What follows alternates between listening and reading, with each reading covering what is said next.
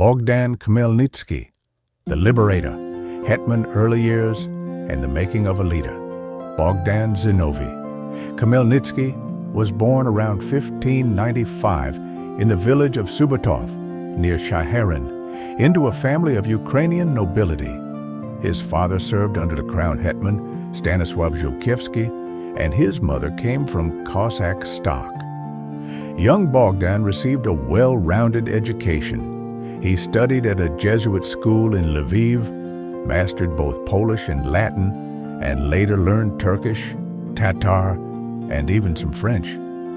His first taste of battle came in 1620 at the Battle of Sakura, where the Polish army suffered defeat at the hands of the Turks, during which his father perished and Bogdan was captured. 2 years of captivity in Istanbul hardened his character. Upon being ransomed by his mother and returning home, Khmelnytsky joined the registered Cossacks and dedicated himself to military service. This is how the future leader was forged, educated, tempered by early losses, and aware of the price of freedom from a young age. The spark of the uprising. By the 1640s, Bogdan Khmelnytsky had become an experienced warrior and one of the respected Cossack colonels in Shaherin. However, personal tragedy and injustice pushed him toward rebellion. A local nobleman, Danilo Chaplinsky, had seized Khmelnytsky's family estate, the Subatov farmstead, plundering the property, brutally beating his young son Yuri, and, according to legend, desecrating the memory of Bogdan's late wife. Khmelnytsky sought justice from the king of the Polish-Lithuanian Commonwealth, but the powerful magnates remained unpunished. Deprived of his home and support from the authorities, by the end of 1647, Khmelnytsky, along with loyal comrades, fled to the Zaporizhian Sich, the remote Cossack stronghold on the Dnipro River. It was there that the spark of uprising was ignited. In January 1648, at a General Cossack Council, Khmelnytsky was elected Hetman of the Zaporizhian Cossacks. Hundreds of Cossacks raised their sabers in unison as they recognized Bogdan as their leader. On his way to the Sich, Khmelnytsky gathered detachments of like-minded men, even ambushing a small royal garrison with a sudden attack. The winds of freedom called out to battle, and new volunteers, impoverished peasants, and urban dwellers tired of oppression joined the uprising. The first victories of 1648, the rebel Cossacks marched against the Polish-Lithuanian army, uniting with the Crimean Tatars, longtime enemies of the Commonwealth. Khmelnytsky understood the need for allies and entered into an agreement with the Tatars, promising them a share of the spoils in exchange for their participation in the war. By the spring of 1648, his modest force, reinforced by Tatar cavalry, set out from the Sich on campaign. The first major clash took place at the Yellow Waters. In early May 1648, some 6,000 Zaporizhian Cossacks, along with Tatar horsemen, encircled a forward detachment of the Polish army under the command of the son of a crown hetman. The Cossacks skillfully arranged a wagon fort, a camp made of linked carts, turning it into a fortress in the middle of the steppe. Precise musket fire from behind the wagons and swift cavalry charges unsettled the ranks of the nobility. Finally, after several days of fighting, the Polish colonel agreed to negotiate, but it was too late. His soldiers began to surrender. This battle at Yellow Waters ended in a complete victory for the Cossacks, the first resounding triumph of the rebels, achieved in alliance with the Tatar cavalry. News of the Polish defeat quickly spread throughout Ukraine, inspiring even more people to join the uprising. Just weeks later, Khmelnytsky secured another victory near Korsun. The main forces of the Polish crown, hastily dispatched to quell the rebellion, fell into a trap carefully set by the Cossacks among forested hills. On May 26, 1648, Khmelnytsky's army defeated the Polish forces. Both main commanders of the enemy, the crown hetmans Potocki and Kalinowski, were captured. These successes shook the Commonwealth. It seemed as though fate itself favored Bogdan. Within one summer, he transformed from a rebel into a formidable force against the Polish nobility and a defender of the Orthodox people. More and more peasant detachments and urban militias rose under his banner, liberating the native land from noble oppression. By the fall of 1648, the uprising had reached the western borders.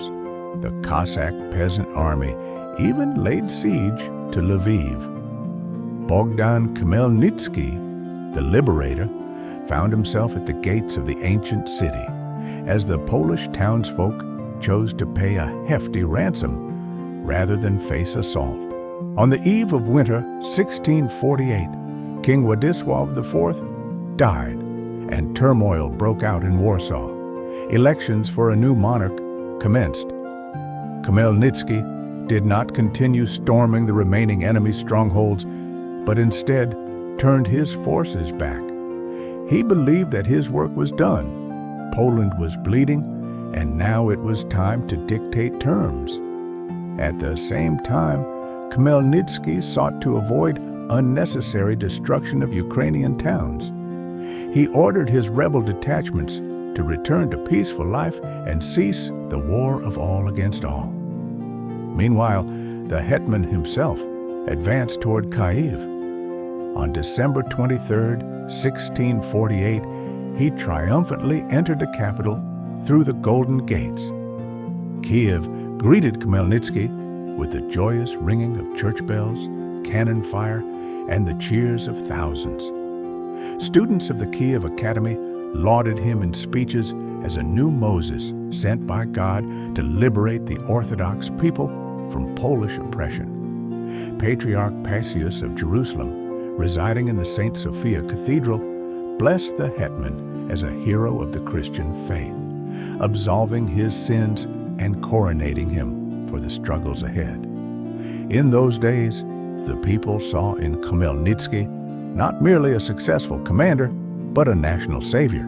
Trials and the Battle of Berestechko. Yet more battles and difficult decisions lay ahead. The Polish nobility refused to accept Cossack autonomy, and dissatisfaction among the Cossacks grew with any compromise.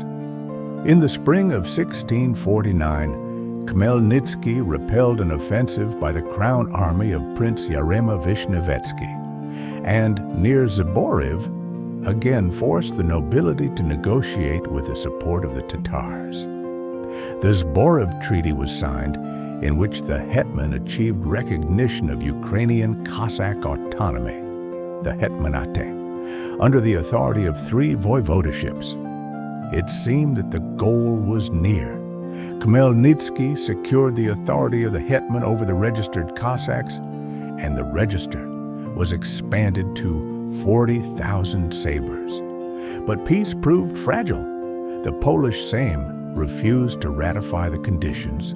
The nobility craved revenge, and many of Khmelnytsky's comrades found the half measures insufficient, for thousands of peasants still remained serfs under the nobles. Khmelnytsky himself understood that only a part of the people had been liberated. In his heart, the dream of full liberation for all Orthodox Christians still burned. Unwilling to yield what had been fought for, he once again took up the saber. In 1651, the confrontation reached its climax. In the spring, King John Kazimierz assembled a vast army. The nobility massed to crush the rebellion. Khmelnytsky mobilized all the forces of the Hetmanate. Under his banner, up to 100,000 Cossacks and militias gathered, and the Tatar Khan Islam Garay brought an army of 30,000. At the end of June 1651, near a small town called Beresteshko in Volhynia, two massive armies clashed. A grand battle ensued. The Cossacks fortified their wagon camp along the bank of the Pereyaslav River, encircled by ditches, while protecting their rear with marshes. For 3 days, cannons roared and sabers clashed day and night. Every inch of the camp, every wagon, every banner was defended with blood. But fighting against the united forces of the Crown's regiments and the nobility proved impossible without the Tatar cavalry. When the Poles managed to cross the swamp and strike at the rear, panic broke out in the Cossack camp. In the ensuing chaos, some of the troops fled into the mire, with many drowning in the swampy river plain. The Polish cavalry, sensing the turning tide, plunged into the weakened camp. The battle turned into a bloody massacre from which few managed to escape. The Battle of Beresteshko ended in a heavy defeat for the rebels. The best sons of Ukraine perished, and the fate of the Hetman itself seemed to turn away.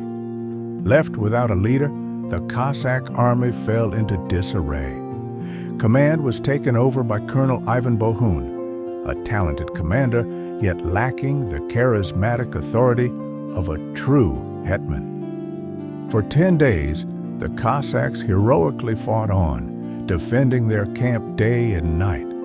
But without the support of the Tatar cavalry, they could not withstand the combined might of the Polish forces. In the ensuing turmoil, the Polish cavalry, sensing the breaking point, attacked the already weakened camp. The battle transformed into a brutal slaughter, and few survived. The Beresteshko battle marked a grave defeat for the rebels.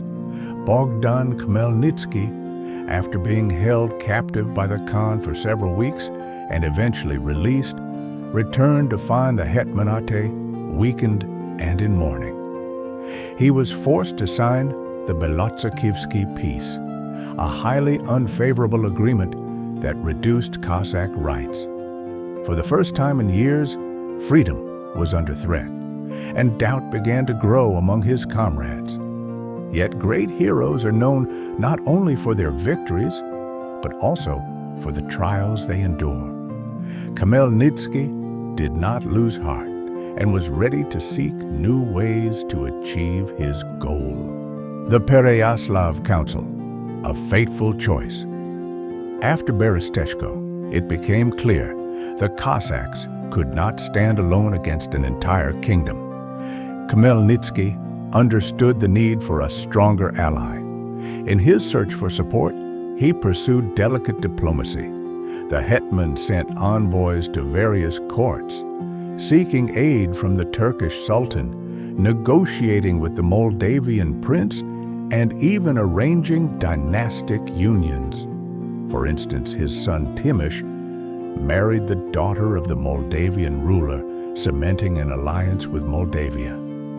Bogdan even corresponded with the Swedish king, renowned for victories against Poland. Yet his greatest hope rested with Orthodox Muscovy. In the fall of 1653, the Zemsky Sobor in Moscow agreed to take the Hetmanate under its wing. For Khmelnytsky, this step was not taken lightly. An alliance with the Tsar could save Ukraine from destruction, but it also threatened to erode its autonomy. Nevertheless, the decision was made.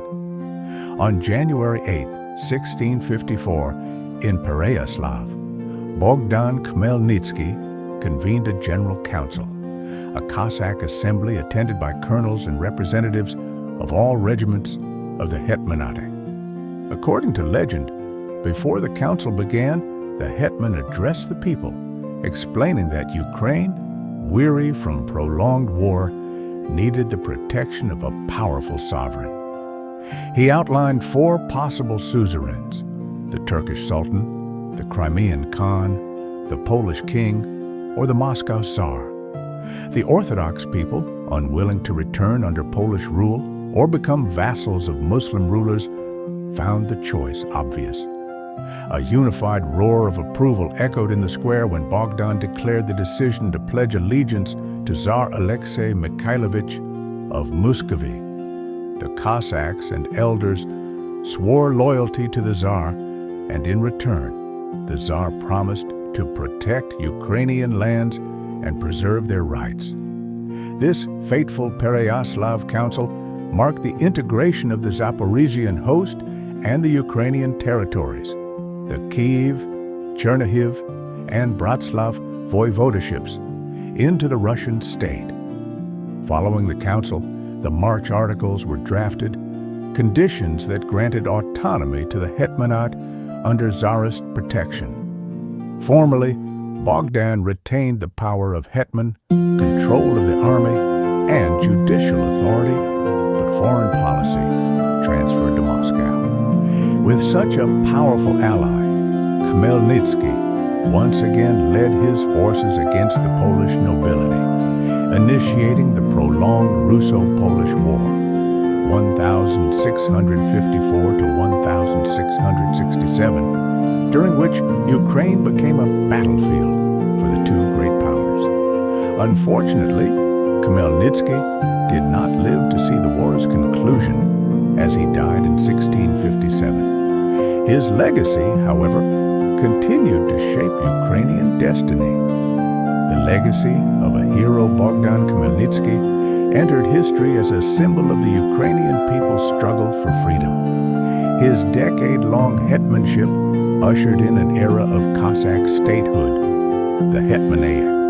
The uprising of 1648 to 1657 permanently weakened the power of the Polish nobility over Ukrainian lands and ultimately led to the left bank Ukraine falling under the control of the Muscovite Tsardom. To his contemporaries, Khmelnytsky was not merely a successful commander, but a national liberator, often compared to the biblical Moses who delivered his people from bondage. Although historians debate his legacy, there is no doubt that his actions forged a new political order. He demonstrated extraordinary military talent and diplomatic acumen, creating a state that echoed the aspirations of a free people. His image, holding a mace, dressed in a richly decorated robe, riding a fiery horse, remains enshrined in the pantheon of Ukrainian glory. Even today, through the centuries, the name Bogdan Khmelnytsky resonates in Cossack songs and national memory as the Hetman who led his people to freedom and forged a legend that lives in the hearts of Ukrainians.